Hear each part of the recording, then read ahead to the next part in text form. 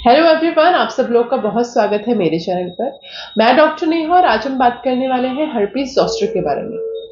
क्या होता है हर्पीज ज़ोस्टर, किस वजह से होता है, इसके सिम्टम्स यानी लक्षण क्या हैं और इसके ट्रीटमेंट के बारे में। देखिए, हर्पीज ज़ोस्टर को हम सिंगल्स के नाम से भी जानते हैं और बहुत सारे लोग इसको कहते हैं कि हमारी स्किन के ऊपर मकड़ा चल गया है या मकड़ा हो गया है, या बहुत सारे लोग कहते हैं कि उन्हें जनेऊ की प्रॉब्लम हो गई है। तो इस तरीके के नामों से भी हम हर्पीज ज़ोस्टर को जानते हैं। इसके अलावा हर्पीज ज़ोस्टर जो प्रॉब्लम होती है, ये आपको वायरस से होने वाली प्रॉब्लम होती है और जो वायरस इसके लिए रिस्पॉन्सिबल होता है उसका नाम है वेरिसेला ज़ोस्टर। वेरिसेला ज़ोस्टर की वजह से ही आपको चिकन पॉक्स भी होता है। मतलब जब भी आपको वेरिसेला ज़ोस्टर का फर्स्ट इन्फेक्शन होगा तो वो आपको चिकन पॉक्स का होगा, लेकिन अगर आपको इसका सेकंड इन्फेक्शन होता है तो वो चिकन पॉक्स ना होकर आपको हर्पीज ज़ोस्टर होता है। अब कोई हर्पीज ज़ोस्टर जिसको हुआ है उसके कांटेक्ट में ऐसा पर्सन आता है जिसको आज तक चिकन पॉक्स नहीं हुआ है, और जैसे कि ये वायरस से होने वाली प्रॉब्लम है तो एक से दूसरे में फैलती है। तो अगर वो हर्पीज ज़ोस्टर जिसको हुआ है उसके कांटेक्ट में आता है एक ऐसा पर्सन जिसको आज तक चिकन पॉक्स नहीं हुआ है, तो उसका फर्स्ट इन्फेक्शन उस पर्सन को चिकन पॉक्स का होगा। ठीक है, मतलब जब भी आप इसके कांटेक्ट में आएंगे तो आपको हर्पीज ज़ोस्टर भी हो सकता है अगर आपको पहले चिकन पॉक्स हो चुका है, और अगर चिकन पॉक्स नहीं हुआ है तो फर्स्ट इन्फेक्शन आपको जो होगा वो होगा चिकन पॉक्स का। अब हम बात कर लेते हैं इसके सिम्टम्स के बारे में कि क्या आपको इसके सिम्टम्स रह सकते हैं।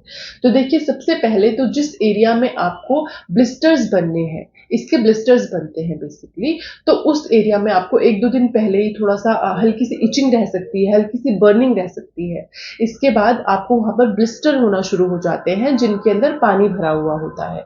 ये ब्लिस्टर एक से दूसरी जगह फैलना शुरू होता है और एक रिंग जैसा बनाता है, रिंग के आकार का बनाता है, इसीलिए इसको हम जनेऊ भी कहते हैं, क्योंकि ये एक जगह से शुरू होकर पूरा सर्कल बनाता है। इसमें बहुत ज़्यादा आपको बर्निंग हो सकती है, बहुत ज़्यादा उस जगह पे रेडनेस रहती है और इचिंग की भी प्रॉब्लम पेशेंट्स को रह सकती है। बहुत सारे पेशेंट्स क्या करते हैं, बहुत ट्रीटमेंट नहीं ले रहे हैं या घरेलू उपचार कर रहे हैं, या बहुत सारे पेशेंट्स क्या करते हैं इसके लिए इंजेक्शंस लगवा लेते हैं। तो इसका आपकी बॉडी पर साइड इफेक्ट देखने को मिलता है। जो साइड इफेक्ट होता है वो होता है पोस्ट हेपेटिक न्यूरैल्जिया। मतलब आपको जो ये हर्पीस का प्रॉब्लम है ये आपकी ऊपर की स्किन से तो चला जाएगा, मतलब अपर सरफेस से आपको कुछ दिखने में कुछ नहीं लगता है, लेकिन ये अंदर इसका इन्फेक्शन वैसे ही बना रहता है। ये वायरस आपको वैसा ही पेन करता रहता है, वैसे ही आपको जलन होती रहती है, और आप ऊपर से देखेंगे तो आपको आपकी स्किन सामान्य दिखाई देती है। तो आपको पोस्ट हेपेटिक न्यूरैल्जिया का प्रॉब्लम ना हो, इसके लिए आपको जल्द से जल्द डॉक्टर से परामर्श जरूर लेनी चाहिए और सेफर वे ढूंढना चाहिए ट्रीटमेंट का, जो होम्योपैथी में अवेलेबल है। होम्योपैथी में इसकी बहुत अच्छी अच्छी मेडिकेशन है, जिसके साथ जो आपका बर्निंग या इचिंग या इस तरीके का प्रॉब्लम है, सिम्टम्स में आपको कुछ घंटों में ही आराम मिल जाता है, और आप देखेंगे कि 2 से 3 दिन के अंदर ही आपका जो हर्पीज ज़ोस्टर का प्रॉब्लम है वो कंप्लीटली ठीक हो जाता है। मेडिसिन के बारे में अगर हम बात करें तो सबसे पहली जो मेडिसिन है वो है रस्टॉक्स और मर्कसॉल। रस्टॉक्स और मर्कसॉल हम ऐसे केसेस में दे सकते हैं जहां पर अभी इनिशियल स्टेज है, मतलब आपको दिखा है कि अच्छा एक ब्लिस्टर आपको हो गया है।